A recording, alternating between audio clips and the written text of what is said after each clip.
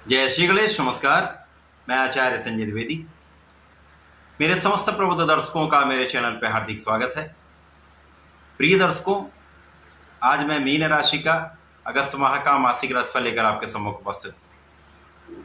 अगस्त माह में जो ग्रहों की स्थितियां तथा जो ग्रहों के परिवर्तन होंगे, वो अगस्त माह में मीन राशि के जातकों को किस प्रकार का परिणाम प्राप्त कराने वाले हैं, आपके स्वास्थ्य के परिप्रेक्ष्य में यह माह कैसा रहेगा, इस माह में ज्ञान शिक्षा का भाव कैसा रहेगा, संतान तथा वैवाहिक सुख कितना प्राप्त होगा, इस माह में आपका कार्यक्षेत्र कितना विशिष्ट होने वाला है, कार्यक्षेत्र से आप कितना लाभ लेने वाले हैं, कार्यक्षेत्र में कितनी प्रगति करने वाले हैं तथा इस माह में धन का कितना योग बन रहा है, यदि कहीं पर कोई समस्या है उसका क्या निराकरण है, संपूर्ण विश्लेषण मैं पूर्ण तरीके के साथ करने जा। प्रिय दर्शकों, इस राशिफल को आप अपने लग्न राशि तथा चंद्र राशि दोनों के आधार पर देख सकते हैं। अर्थात यदि आपकी मीन लग्न है अथवा मीन राशि है तो ये राशिफल आपके लिए।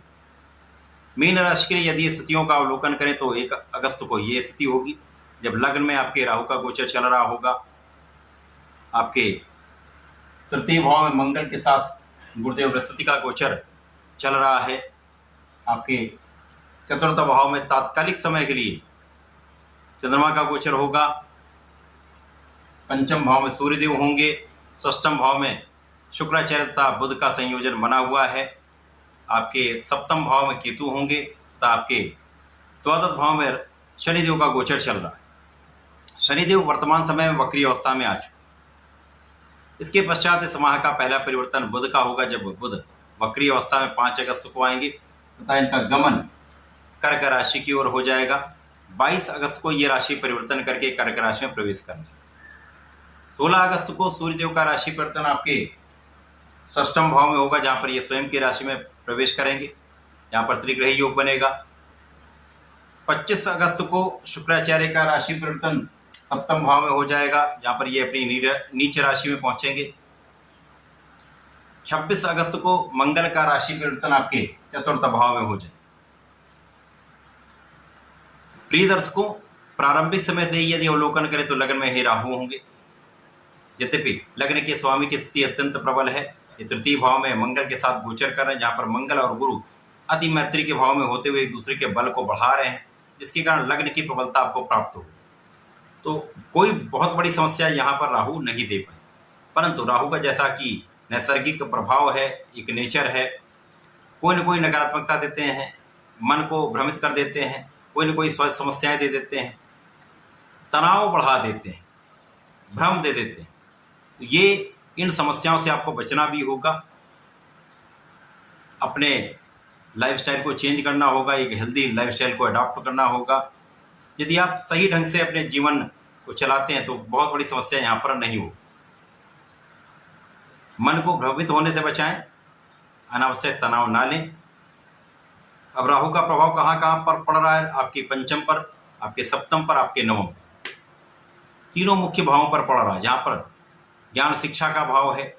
जो विद्यार्थी गण है उनके लिए कहीं ना कहीं यहाँ पर भ्रम का योग जो है आपके पढ़ाई में इंटरेस्ट को कम करता है, मन कल्पनाशीलता में चला जाता है, अनावश्यक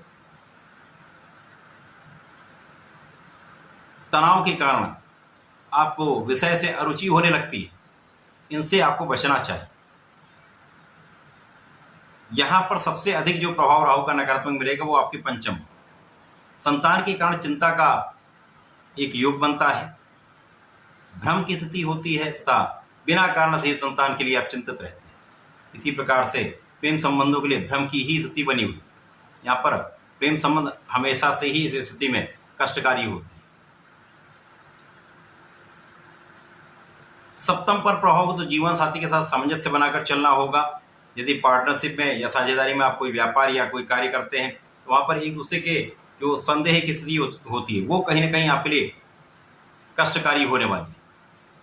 तो साझेदारी में यदि कार्य करते हैं तो बहुत संयम के साथ सोच विचार कर धैर्य के साथ आपको निर्णय लेना चाहिए, आगे बढ़ना चाहिए। भाग्य भाव पर भी इनका प्रभाव है जहाँ पर ये भाग्य को अवरुद्ध होने का योग बना देते हैं। परंतु यहाँ पर अच्छाई क्या है? लग्न के स्वामी की स्थिति प्रबल है, अच्छी है, जहाँ पर ये जीवन साथी के भाव को भी अच्छा कर रहे हैं तब भाग्य को भी प्रबल कर रहे हैं। तो ये इस माह में निश्चित रूप से आपका भाग्य तो अत्यंत प्रबल रहने वाला है, क्योंकि भाग्य पर कई बड़े ग्रहों का प्रभाव पड़ रहा है। यहाँ पर शनिदेव का प्रभाव निरंतर पड़ रहा है, गुरुदेव का प्रभाव भी लंबे समय तक रहेगा, मंगल भी तात्कालिक रूप से यहाँ पर आपके लिए भाग्य के स्वामी होकर ही गोचर कर रहे हैं। तो भाग्य के स्वामी जब पराक्रम के भाव में है, जहाँ पर ये इसके कारक हैं, गुरुदेव के साथ इनके बल में कई गुना वृद्धि हो जाएगी, तो निश्चित रूप से भाग्य अत्यंत प्रबल रहने वाला है। इस समय में आपके रोगों से आप बचेंगे, शत्रुओं से भी आप बचेंगे, तथा इस समय में आप यदि किसी कार्य क्षेत्र में जाना चाहते हैं, नौकरी के लिए प्रयासरत हैं, तो यहाँ पर ये कार्य आपका सफल हो सकता है। गुरु और मंगल का संयुक्त प्रभाव भाग्य को भी बढ़ाएगा, आपके कर्म क्षेत्र को भी प्रबल करेगा। कर्म क्षेत्र में आपके परिश्रम का पूर्ण लाभ आप लेने वाले हैं। कर्म क्षेत्र में लोगों का सहयोग प्राप्त होने वाला है। कर्म क्षेत्र में लोगों के साथ सामंजस्य आपका अच्छा रहने वाला है, तथा आप अपने कार्य क्षेत्र में बहुत संयम के साथ कार्य करने वाले, क्योंकि कार्य क्षेत्र के स्वामी गुरुदेव बृहस्पति है। यहाँ पर मंगल का जो भाग्य के स्वामी उनका प्रभाव है, गुरुदेव के साथ में मंगल है, तो इनका संयुक्त प्रभाव निश्चित रूप से आपके कार्य क्षेत्र को बढ़ाने वाला है, प्रगति कराने वाला है। तो कार्य क्षेत्र में कोई बड़ी समस्या नहीं, जिसके कारण यहाँ पर धन का भी आगमन आपके पास निरंतर होता रहेगा। धन का लाभ भी आप निरंतर लेते रहेंगे, क्योंकि यहाँ पर गुरुदेव का प्रभाव आपके लाभ के क्षेत्र पर है। जो शनिदेव की राशि है, जहां पर शनिदेव वर्तमान समय में वक्री अवस्था में आ गए हैं, अर्थात इनका प्रभाव आपके व्यय पर भी रहेगा और आपके लाभ पर भी रहेगा। तो लाभ को भी बढ़ाएंगे, व्यय भी बढ़ेगा, परंतु लाभ भी निश्चित रूप से बढ़ेगा।